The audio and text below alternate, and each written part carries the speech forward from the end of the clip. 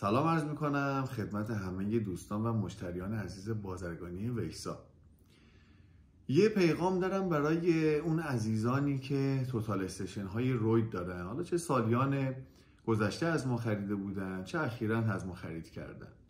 همونطور که میدونید به هر حال قیمت تجهیزات نقشه‌برداری در کشور خیلی گرون شده و خیلی ارزشمندتر شده و متاسفانه در سالهای اخیر، در سالهای گذشته تعداد زیادی از دستگاه‌ها در کشور سرقت شده. به همین دلیل ما با همکاری شرکت تیوان یه ماژول ساختیم که توی دستگاه‌های توتال استیشن های روید میتونیم براتون کار بذاریم و ازتون خواهش میکنیم که همتون دستگاهاتون رو به این ماژول مجهز بکنین، چون خیلی کاربردیه.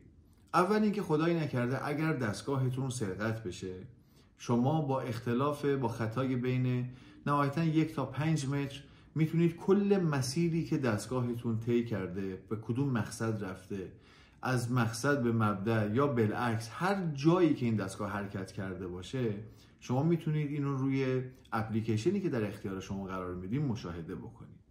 و نکته مهمش اینه که حتی شما تا 1 سال گذشته هر روزی که دستگاه شما تو هر مسیری حرکت کرده باشه، این دیتا ها رو میتونین روی گوشیتون مشاهده بکنید. حالا این به شما چه کمکی میکنه؟ خیلی ها هستن که دستگاه هاشون رو در اختیار نقشه بردارهاشون قرار میدن. به هر حال شما میتونید متوجه بشید که مثلا در تاریخ 2 آبان نقشه بردارتون تو کدوم مسیر در کدوم پروژه حضور داشته.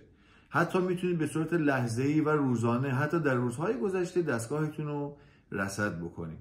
و نکته جالبش اینجاست که حتی اگر باتری دوربینتون تموم شده باشه یا حتی اگر سارق باتری رو از دوربین شما خارج بکنه، باز همین دستگاه بین 3 تا 10 روز میتونه از باتری داخلی که داره شارژ خودش رو حفظ بکنه و لوکیشن دقیق رو به شما نشون بده و از سرقت دستگاهتون خیلی میتونه جلوگیری بکنه و یک هزینه خیلی ناچیز داره. نکته جالبش اینجاست، ببینید خدایی نکرده یک دستگاهی بخواد سرقت بشه، به حال سرمایه زیادی که یک نقشه بردار از دست میده، ولی شما به راحتی با یک هزینه بسیار بسیار ناچیز میتونید دستگاهتون رو به این ماژول مجهز بکنید.